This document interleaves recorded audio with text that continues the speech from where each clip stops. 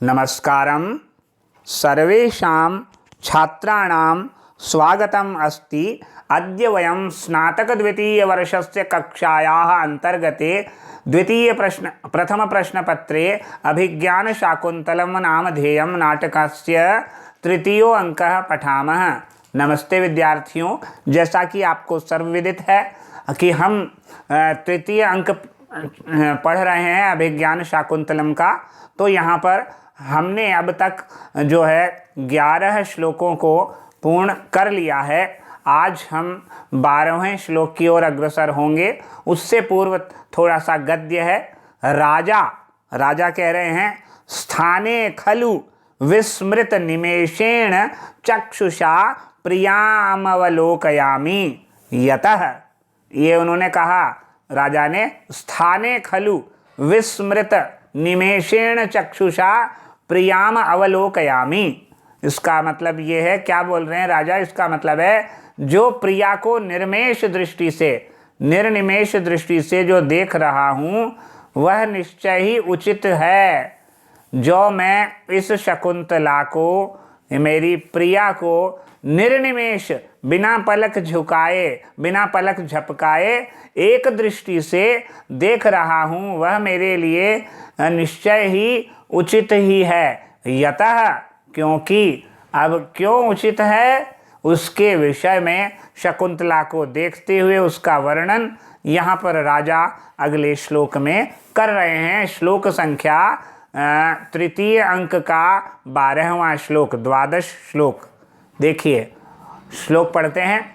उन्नमितैक भ्रूलतमाननमस्याः पदानि रचयन्त्याः कंटकितेन प्रथयति मन्यमनुरागं कपोलेन। वापस से, उन्नमितैक भ्रूलतमाननमस्याः पदानि रचयन्त्याः कंटकितेन प्रथयति मन्यनुरागं कपोलेन। तात्पर्य क्या हुआ? तात्पर्य हुआ, शकुंतला का वर्णन यहाँ पर किया जा रहा है, क्योंकि शकुंतला पद रचना करती हुई कैसी प्रतीत हो रही है उसका उल्लेख यहाँ पर किया जा रहा है। शब्दों की रचना करती हुई यानी पत्रों में जो लिखे जाने वाले शब्दों की रचना करती हुई रचयंत्या, इस शकुंतला का मुख, आनन मतलब मुख, इस शकुंतला का मुख जहाँ कैसा लगा? लता तुल्य, लता के समान एक बोह उठाई गई है और रोमांचित होकर कपोल के द्वारा मेरे प्रति प्रेम प्रकट कर रहा है। ये यहाँ पर बताना चाहते हैं कि एक और तो जो शकुंतला अपने मन में शब्दों की रचना करती हुई, जो शकुंतला का मुख जहाँ लता के समान एक बोह उठाई हुई है और बोह उठाई गई है, और रोमांचित कपोल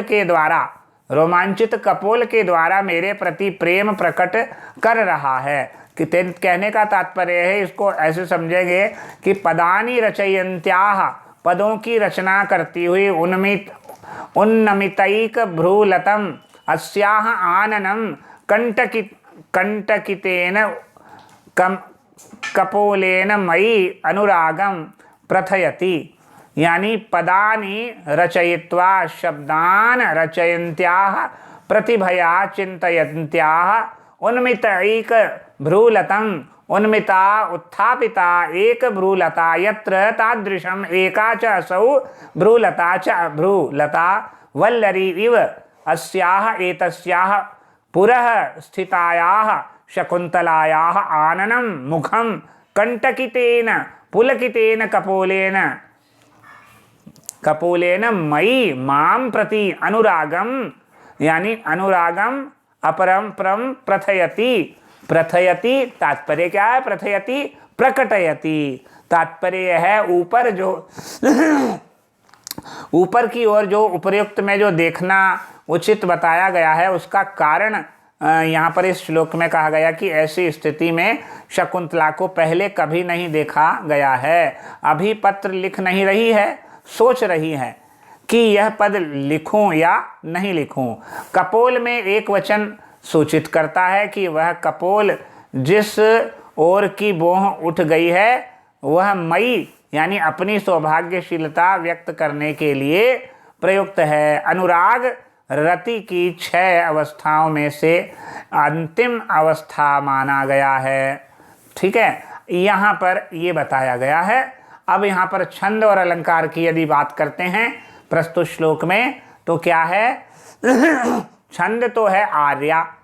आर्या छंद एक मात्रिक छंद है जिसके प्रथम एवं तृतीय चरण में 12 मात्राएं होती है, दूसरे चरण में 18 मात्राएं यानी 18 मात्राएं और चौथे चरण में 15 मात्राएं होती है। यस्याः पादे प्रथमे 12 मात्रास्तथा तृतीयेपि 18, द्वितीय चतुर्थके 15 सा आर्या। अलंकार में अगर देखते हैं तो यहाँ स्वभावोक्ति अलंकार है, अर्थापत्ति अलंकार है, अनुमान, संदेह, संकर, उपमा इत्यादि अलंकार भी घटित हो रहे हैं। कौन कौन से अलंकार है? स्वभावोक्ति, अर्थापत्ति, अनुमान, संदेह, संकर और उपमा। ठीक है, अब यहाँ शकुंतला जो है वो क्या कह रही है? शकुंतला का कथन है, हला चिंतितम मया गीत वस्तु। शकुंतला कह रही है, हे सखी चिंतितम, मैंने सोच लिया है, मया मैंने सोच लिया है, गीत वस्तु गीत की कथा वस्तु है, गीत की जो भूमिका है वह मैंने सोच ली है, गीत मैंने सोच लिया है, गीत का वर्णन। न खलु सन्निहितानि पुनर्लेखन, न खलु पुनर्लेखन असाधनानि।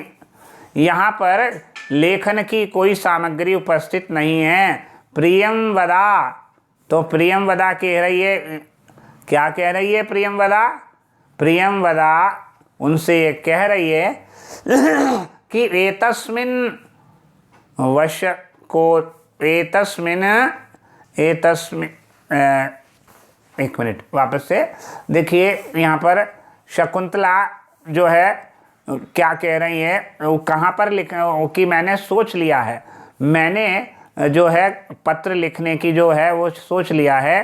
तो एतस्मिन उपवन एतस्मिन वशु को शुकोदर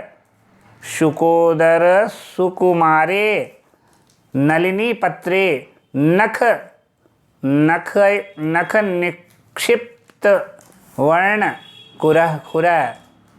कुरु। देखिए वो बता रहे हैं कि किस प्रकार लिखो, इसके विषय में बता रहे हैं। शकुंतला ने जब ये कहा, शकुंतला ने एक कथन कहा था शुरू में, वो एक कथन ये कहा था कि मया चिंतितम, हला चिंतितम मया गीत वस्तु न खलु सन्निहितानि पुनर्लेखन असाधनानि। यानी मैंने गीत तो सोच लिया है, और गीत सोच लिया है। शकुंतला, हे सखी मैंने गीत की विषय वस्तु तो सोच ली है, लेकिन लिखने के साधन तो उपस्थित ही नहीं है यहाँ पर। लिखने के साधन तो यहाँ पर उपस्थित नहीं है। अब लिखने के साधन उपस्थित नहीं है तो उसका उपचार जो है, उसका उपचार यहाँ पर कौन बता रहे हैं उसको? शकुंतला ने जब यह कहा तो कि मेरे पास लिखने की सामग्री नहीं है, तो प्रियम वदा उसकी जो सखी है वो यहाँ पर एक उपचार बता रही है, और उपचार जो बता रही है उसको यहाँ पर आप देखिए। एतस्मिन, इस समय, एतस्मिन व शुकोदर सुकुमारे, शुकोदर सुकुमारे, शुक के पेट के समान कोमल क्या है? नलिनी पत्रे, इस कमलिनी के पत्ते पर नखई यानी नाखून से निक्षिप्त वर्ण कुरु, नाखून से इस पत्ते पर तुम लिख दो। किसके पत्ते पर? यथोक्तम रूपयित्वा, वैसा ही अभिनय करके, हला ऐसा ही अभिनय करके, हला शृणुत इदानीम संगतार्थ न वेति। हे सखियों सुनो, ये उचित है या नहीं है, ये आप इसको सुनो। अविहिते स्वः, हम सुन रही हैं, ऐसा वो कहती है। मैंने गीत की विषय वस्तु सोच ली है, लेकिन लिखने के साधन उपस्थित नहीं है, तो मैं कहाँ पर लिखूं, किस जगह पर इसको अंकित करूं? तो इसके विषय में जो प्रियमवदा क्या कहती है, तोते के पेट के सदृश शुकोदर, तोते के पेट के समान, कैसे अत्यंत सुकुमार यानी कोमल, तोते के पेट के समान अत्यंत कोमल इस कमलिनी के पत्र या इस कमलिनी के नलिनी पत्रे, इस कमलिनी के पत्ते पर नाखून से नखई ही अपनी गीत वस्तु के अक्षरों को अंकित कर दो, अक्षर लिख दो।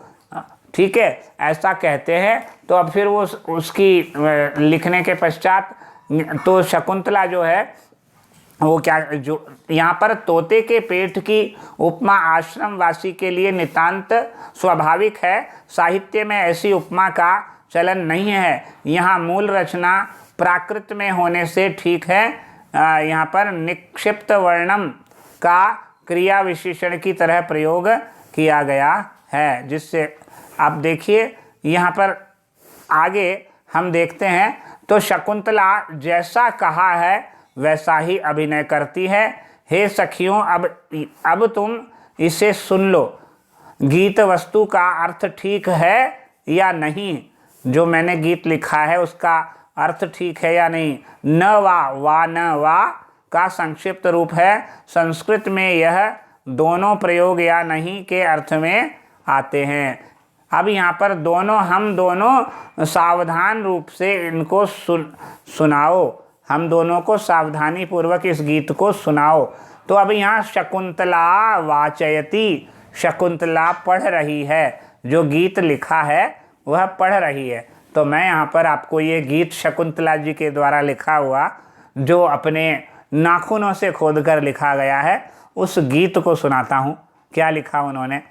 तव न जाने हृदय मम पुनः कामो दिवापि रात्रावपि निर्घृण तपसी बलीयस्त्वयि वृत्त मनोरथान्यंग अंगानि राजा सहसो उपसृत्य। ये यहाँ पर उनका श्लोक है। इस श्लोक को जो है किसने, शकुंतला ने राजा के प्रति लिखा है। क्या लिखा है। तव न जाने हृदय मम, तव न जाने हृदय मम पुनः कामो दिवापि रात्रावपि निर्घृण तपति बलीयस्त्वयि वृत्तमनोरथान्यंगानि। ये लिखा बलीयस्त्वयि वृत्तमनोरथान्यंगानि राजा सहसोपसृत्य तपति तनु गात्री मदनस्त्वामनीशं मां पुनर्दहत्येव ग्लपयति यथा शशांकं न तथा ही कुमुदवती दिवसः। देखिए, राजा भी यहाँ पर आकर कह रहे हैं, आधा कथन राजा का है और आधा कथन शकुंतला का है। हे निर्दय, तुम्हारा हृदय की क्या तुम्हारे हृदय की क्या अवस्था है, मैं यह नहीं जानती। मेरा हृदय तो दिन रात कामदेव बुरी तरह तपा रहा है। अंगों के मनोरथ का विषय तुम हो गए हो। ये यहाँ पर उनका श्लोक है जो शकुंतला ने कहा है। क्या कहा। हे निर्दयी, तुम्हारा हृदय का हाल क्या है, इस विषय में मैं नहीं जानती। ये उन्होंने कहा। तव न जाने हृदय मम पुनः कामो दिवापि रात्रावपि निर्घृण तपति बलीयस्त्वयि वृत्त मनोरथान्यंगानि। ये जो कथन है ये शकुंतला का कथन है। वो ये कह रही कि हे हृदय, तुम्हारे हृदय की वास्तविकता का ज्ञान मुझे नहीं है, मैं नहीं जानती। मेरा दिल तो दिन रात कामदेव बुरी तरह तपा रहा है, पीड़ित कर रहा है, और अंगों के मनोरथ, अंगों की इच्छाओं का विषय तुम ही हो गए हो, ऐसा है। निर्घृण तव हृदय न जाने मम हृदय पुनः कामः दिवा अपि रात्रौ अपि बलीयः तपति अंगानि त्वयि वृत्त मनोरथानि। ये यहाँ पर कहा गया है शकुंतला के द्वारा। तात्पर्य क्या हुआ। पहले यह कहकर कि तुम्हारा हृदय नहीं जानती, फिर यह सोचकर कि वह हृदय कठोर है, दुख से शकुंतला परुष भाषण करती हुई निर्दय कहती है। निर्घृण, ये उनको संबोधन कहा गया। संबोधन यह भी द्योतित करता है कि शकुंतला मानती है कि मेरा हृदय काम द्वारा तपाया गया है, दुष्यंत का नहीं, अन्यथा वे विवश होकर आते या बुलाते। तुम्हारे ही लिए मदन ताप भोग रही हूँ, पर तो भी नहीं बचते। यह निर्घृण कहने का कारण है, और अंगों के मनोरथ का विषय तुम हो गए हो। आशय है कि मेरा प्रत्येक अंग तुमसे मिलना चाहता है और तुम में ही लगा हुआ है। यहाँ पर भुजाएं, आलिंगन, नेत्र, दर्शन, कान और वचन, श्रवण, नाक, मुख की सुगंध, पान और इस तरह अन्य अंग तुमसे संबद्ध वस्तु पाना चाहते हैं।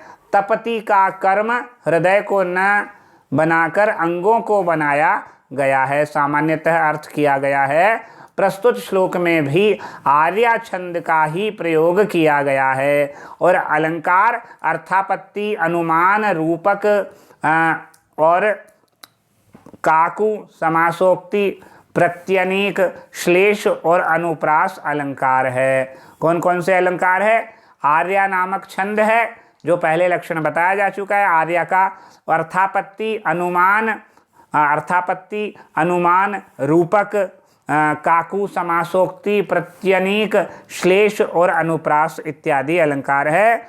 अब यहाँ पर राजा जो है एकाएक पास पहुंचकर, हे दुर्बल अंगों वाली, कामदेव तुम्हें हमेशा तपाता है, पर मुझे तो वह जला ही रहा है। दिन जिस प्रकार चंद्रमा को मलिन कर देता है, उस प्रकार कूंदनी को निश्चय ही मलिन नहीं करता है। यह श्लोक हम अगले वीडियो में पढ़ेंगे।